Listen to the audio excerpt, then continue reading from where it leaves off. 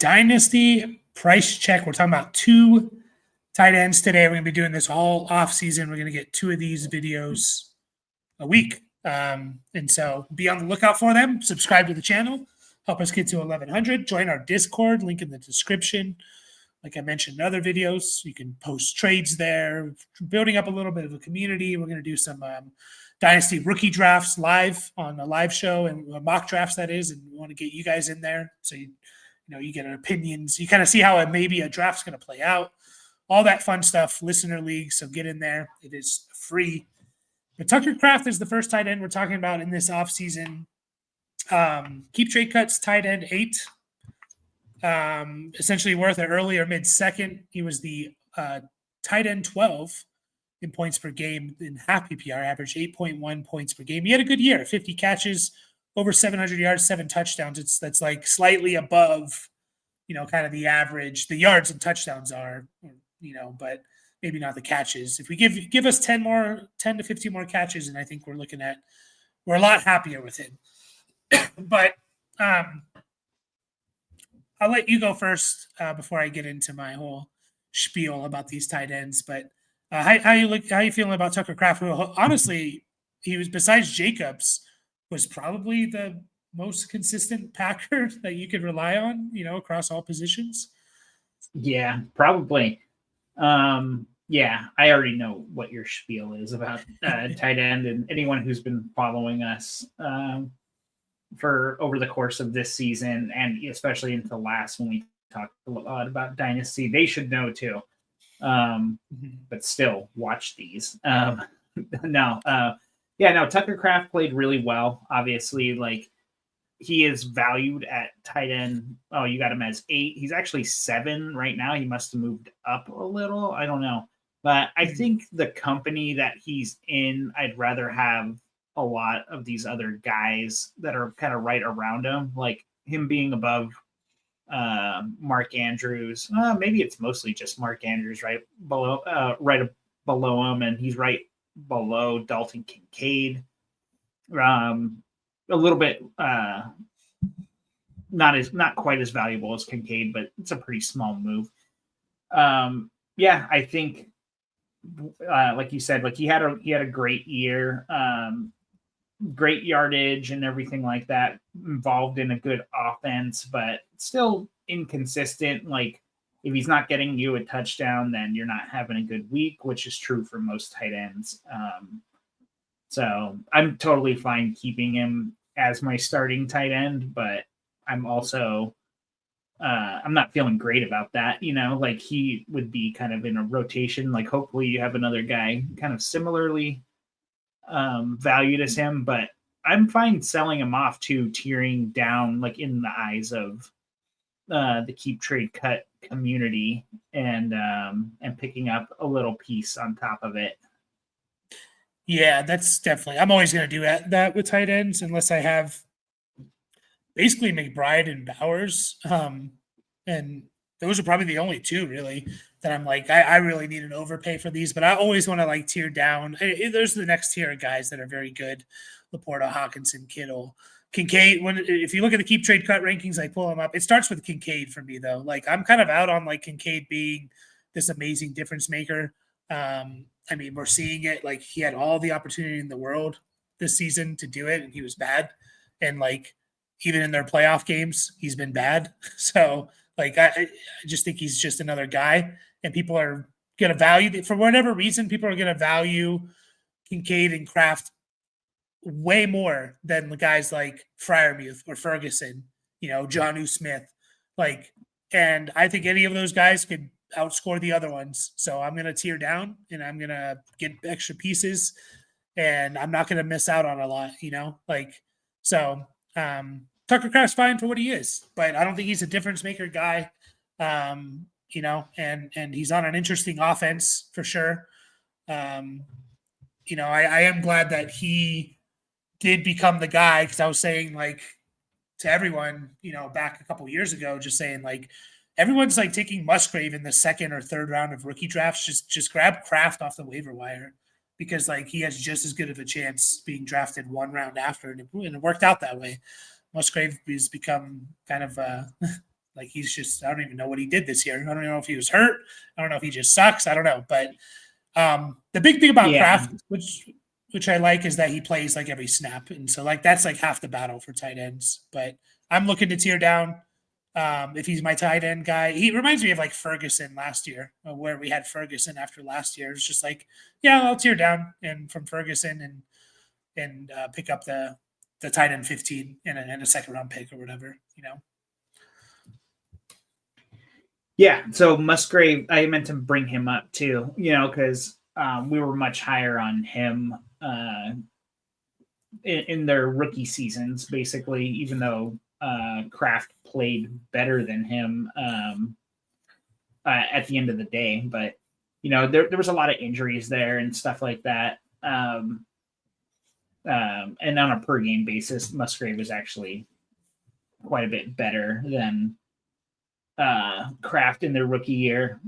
But I mean, you can't really look at that too much, such a small sample size plus rookie tight ends. But yeah, Musgrave basically missed all the games. Like he barely played at all. And it kind of makes sense too. Like it was a little bit closer, a little bit earlier in the season. But you know, Kraft's still playing like significantly more, but a little bit closer. And then Musgrave he just missed the whole most of the season, and then he came back in week 16 and barely played, you know, which, you know, like they already have good rapport with Kraft at that point. You know, they're making their playoff run and all that stuff, so it's not completely unexpected.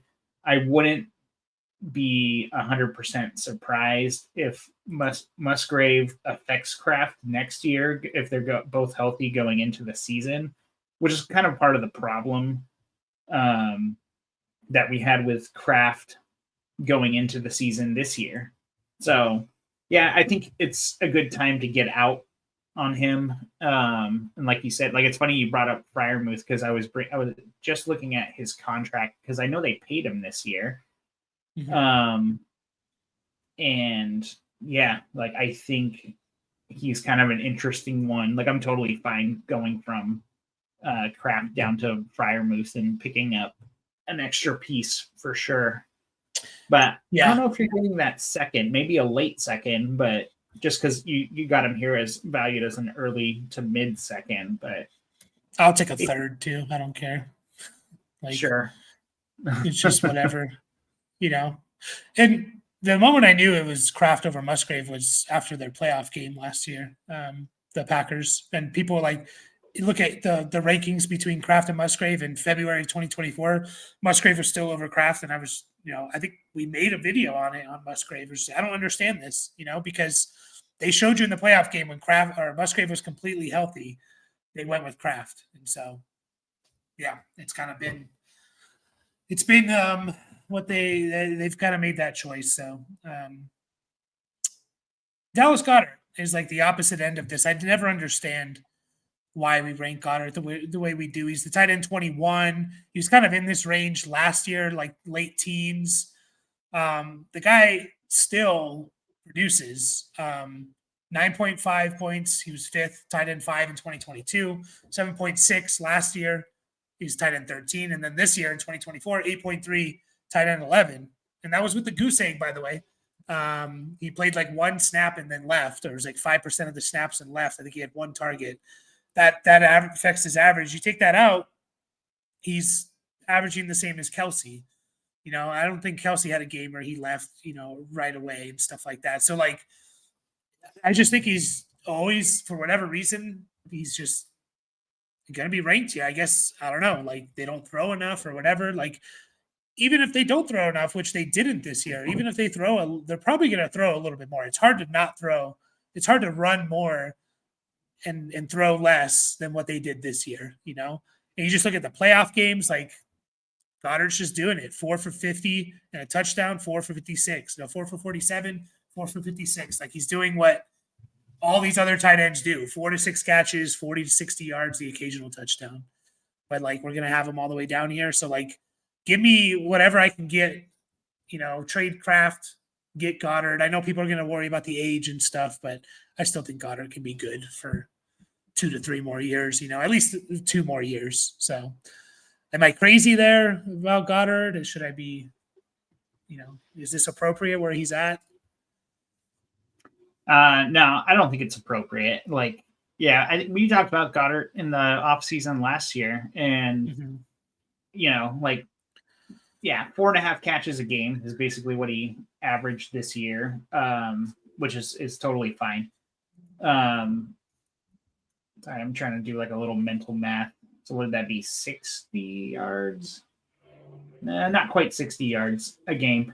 But I think the biggest problem with Goddard is he doesn't really have the touchdown upside. Like he'll get one every now and then, but there's just such huge competition there between Hurts running it in. Now you got Saquon taking a bunch, plus AJ Brown and Devontae Smith. So it's a little worrisome that you're not going to get that touchdown more often than not.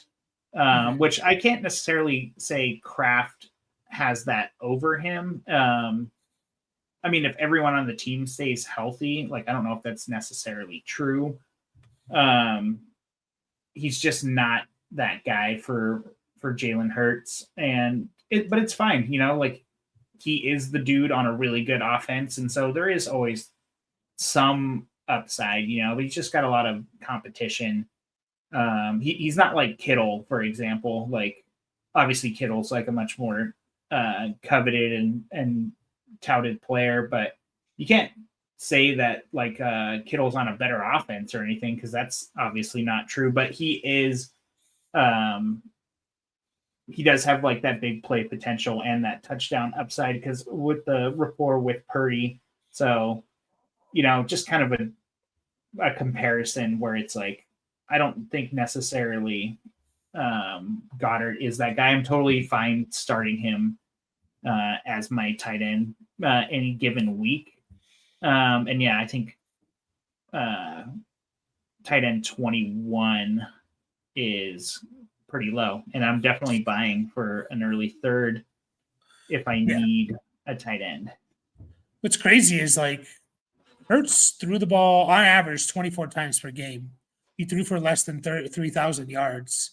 So he averaged 24 pass attempts and 193 yards passing per game. And still, Goddard was getting just over 5 targets a game. And that includes the goose egg, by the way. Over 5 targets a game and 49, almost 50 yards a game of those less than 224. So it's kind of crazy that like, that's like the floor to me is what Goddard was doing, 4 catches, like you said, 5.5 targets.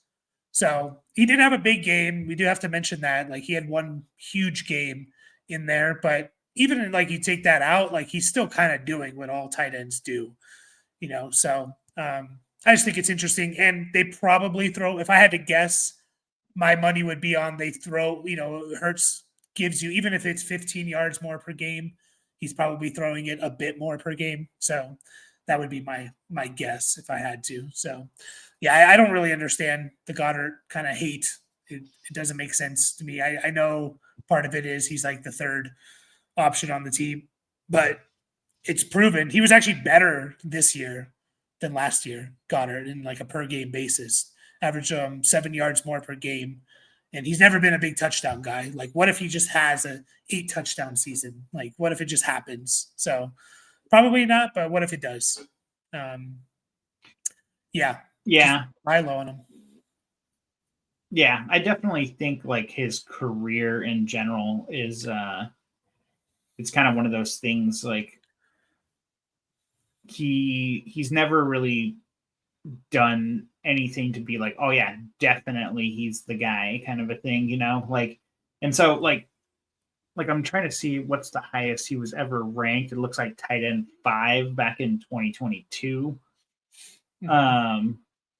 And he's only fallen basically since then because like we'll say it a million times, when you're at the top or near the top, there's only place you can only go down really. But I think the drop, like I don't think he's done anything to earn the drop off for sure. So yeah, that's why he's a buy low. Why do we have Jatavian Sanders and Ben Sinnott ahead of Dallas Goedert. Like, what are we doing? It doesn't make sense. It's just youth, man. I know. It's crazy though, because like we just saw Kelsey.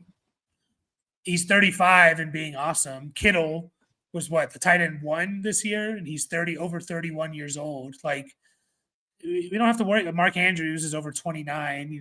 Goddard's going to be good for another year. So I don't even know what his contract situation is, but like, you have to say, like, there's probably a dozen teams out there that might be better for Goddard. It's not like he would be like, oh no, he's leaving the Eagles. It's like, yeah, he's leaving. Okay, so it looks like they potentially have an out if they wanted to, but I don't really see why they would. But anyways, it's like, even if they do let him go, like, he's probably at the point where he wants to go to like a contending team, and it's probably going to be better for him. They're going to pass the ball more. So, yeah, it's just crazy to me. What if he goes to the Chiefs if Kelsey retires? Oh, people are going to be all over that, man. That's crazy. People are going to be all over that. Someone said, like, because I had a Dynasty rookie draft, and there's a tight end out of LSU that went to the Chiefs at the end of the second round. They're like, no way he goes. I did like a tight end premium Dynasty rookie mock. And they're like, no way he goes this high. And I'm like, dude, the Chiefs take a tight end in the first or second round and Kelsey retires. Like, that player is going to get such a huge bump, whether he's good or not. It's insane. Like, you can't deny that. It's just like the psychology behind Dynasty values. Chiefs already get a bump. You have KC next to your name. You already get a bump in value just for having that, whether you're good or not. So, but yeah, tear down to Dallas Goedert, please, like, from Tucker Kraft, and get whatever you like. Bring in a haul, kind of. It's especially in non-tight end premiums. Like, the tight ends really don't matter that much, unfortunately, except for the top guys. So, any last words there about Tucker Kraft or Goedert? No, I don't think so. I think we covered it pretty well. Yeah. Again, we're going to be putting these out. You're going to get 2 of these every week. We're going to go through the cycle: quarterback, running back, wide receiver, tight end, basically until like August, probably. So for the next several months, other stuff coming out, some rookie scouting, Dynasty rookie mock drafts, Dynasty startup stuff. If you want to get into a league with us, join our Discord, and appreciate everyone and all the support. And we will see you all next time.